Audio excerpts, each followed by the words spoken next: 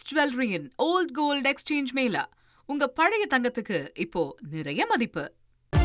Iran மற்றும் America இடையே அமைதி ஒப்பந்தம் கையெழுத்தாகியிருக்கிறது. 14 அம்சங்கள் கொண்ட அமைதி ஒப்பந்தத்தில் அதிபர் ட்ரம்ப் கையெழுத்திட்டிருக்கிறார். மேலும் விவரங்களை எமது செய்தியாளர் ரமேஷ் வழங்கிட கேட்கலாம். ரமேஷ், இந்த 14 அம்சங்கள்ல என்னென்ன விஷயங்கள் குறிப்பிடப்பட்டிருக்கிறது? முழு விவரங்களை பதிவு பண்ணுங்க. அமெரிக்கா மற்றும் ஈரான் இடையிலான போர் நிறுத்த ஒப்பந்தம் கையெழுத்தாகி இருக்கிறது. அமெரிக்க அதிபர் டொனால்டு ட்ரம்ப் மற்றும் ஈரான் அதிபர் மசூத் பெஷஷ்கியான் ஆகியோரிடையே இது தொடர்பான புரிந்துணர்வு ஒப்பந்தம் கையெழுத்தாகி இருக்கிறது. நமக்கெல்லாம் ஒரு கேள்வி எல்லாம், முதலில் வெள்ளிக்கிழமை தானே இந்த ஒப்பந்தம் கையெழுத்தாவதாக இருந்தது, ஆனால் வியாழக்கிழமையே கையெழுத்தாகிவிட்டது என்று நமக்கு கேள்வி எழலாம். இந்த ஒப்பந்தம் கையெழுத்தாகி இருக்கிறது, இருப்பினும் இது டிஜிட்டல் முறையில் கையெழுத்தாகி இருக்கிறது. அதாவது அமெரிக்க அதிபர் ட்ரம்ப் அவர்கள் G7 மாநாட்டில் பங்கேற்பதற்காக பிரான்ஸ் சென்றிருக்கிறார். அவர் அங்கிருந்தபடியே டிஜிட்டல் முறையில் இந்த ஒப்பந்தத்தில் கையெழுத்திட்டிருக்கிறார். அதே போல ஈரான் அதிபர் மசூத் பெஷஷ்கியான் அவர்களும் ஈரானில் இருந்தபடியே இந்த போரை முடிவுக்கு கொண்டு வருவது தொடர்பான ஒப்பந்தத்தில் டிஜிட்டல் முறையில் கையெழுத்திட்டிருக்கிறார்கள். நேரடியான கையெழுத்து என்பது நாளை நடைபெற இருக்கிறது. அந்த ஒப்பந்தத்தில் இருவரும் நேருக்கு நேர் சந்தித்து இந்த போரை முடிவுக்கு கொண்டு வருவது தொடர்பான ஒப்பந்தத்தில் கையெழுத்திடுவார்கள் என்று தெரிவிக்கப்பட்டிருக்கிறது. ஆக இந்த போர் நிறுத்த ஒப்பந்தம் கையெழுத்தாகி இருப்பது டிஜிட்டல் முறையில் கையெழுத்தாகி இருக்கிறது. இரு நாடுகளுடைய தலைவர்களும் அந்த ஒப்பந்தத்தில் கையெழுத்திட்டிருக்கிறார்கள். எனவே இன்று முதல் ஈரான் மற்றும் அமெரிக்கா இடையான அந்த போர் நிறுத்தம் அமலுக்கு வருகிறது குறிப்பிடத்தக்கது. இதன் மூலம் கடந்த 4 மாத காலங்களாக நீடித்த ஈரான் மற்றும் அமெரிக்கா இடையிலான அந்த போர் முடிவுக்கு வருகிறது. அதாவது ஆபரேஷன் எபிக் ஃபியூரி கடந்த பிப்ரவரி 28 அன்றுதான் ஈரான் மீது அமெரிக்கா தன்னுடைய அந்த போர் விமானங்களை கொண்டு குண்டுகளை வீசி தாக்குதலை துவக்கியது. அதற்கு ஆபரேஷன் எபிக் ஃபியூரி என்று பெயரிடப்பட்டது. அந்த போர் என்பது இனி இதன் மூலம் முடிவுக்கு வர இருப்பது குறிப்பிடத்தக்கது.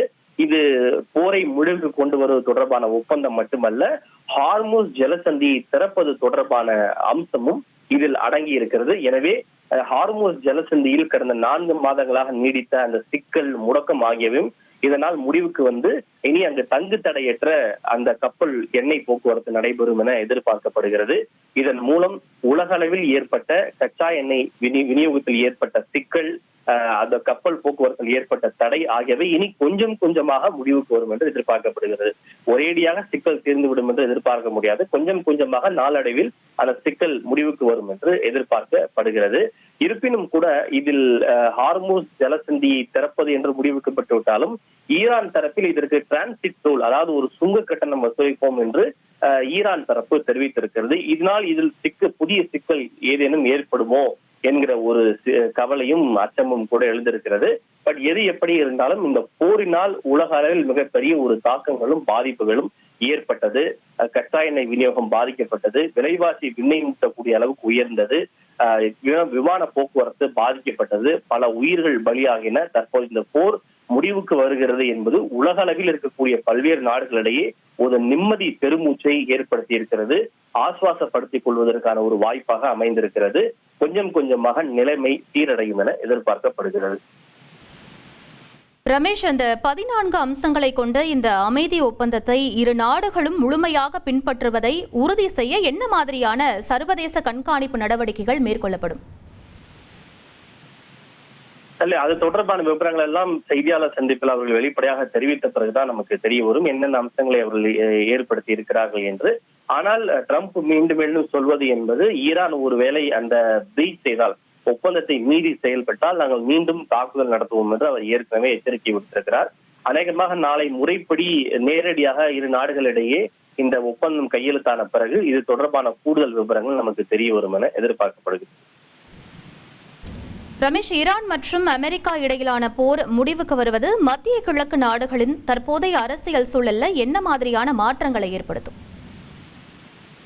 மாற்றங்கள் என்று சொல்வதை விட ஒரு மிகப்பெரிய ஒரு நிம்மதியை மத்திய கிழக்கு பிராந்தியத்தில் மட்டுமல்லாது உலக நாடுகளிடையே ஏற்படுத்தி இருக்கிறது. ஏனென்றால் இன்றைக்கு உலக நாடுகளுடைய இயக்கம், வர்த்தகம் எல்லாமே கச்சா எண்ணெயை அடிப்படையாக கொண்டுதான் இயங்கிக் கொண்டிருக்கிறது. ஆனால் இந்த மத்திய கிழக்கு பிராந்தியத்தில் நீடிக்க போர் காரணமாக மத்திய கிழக்கில் இருக்கக்கூடிய வளைகுடா நாடுகளை சேர்ந்த நாடுகளும் கூட கச்சா எண்ணெயை குறிப்பிட்ட இடங்களுக்கு கொண்டு போய் சேர்க்க முடியவில்லை. இதனால் அவர்களுடைய எண்ணெய் வர்த்தகமும் பாதிக்கப்பட்டிருக்கிறது.